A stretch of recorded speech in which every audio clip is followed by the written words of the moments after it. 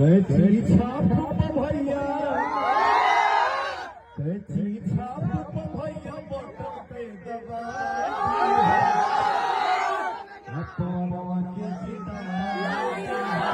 देख रहे हैं आप लोग, देख रहे हैं कि पवन सिंह, खेसारी लाल यादव, ज्योति सिंह, जी हाँ दोस्तों, देख रहे हैं किस तरह जो कि प्रचार कर रहे हैं लोग। जी हाँ दोस्तों, इतनी भीड़ जो कि पवन सिंह, खेसारी लाल यादव और ज्योति सिंह को देखने के लिए पहुंची है। जी हाँ दोस्तों, आप लोग अभी अभी देख रहे हैं खेसारी लाल यादव के साथ कितनी भीड़ जो कि पवन सिंह के प्रचार, चुनाव प्रचार करने के लिए पहुंचे हुए हैं। वहीं पर पवन सिंह की पत्नी ज्योति सिंह भी जो कि पवन सिंह के समर्थन में उतर चुकी है।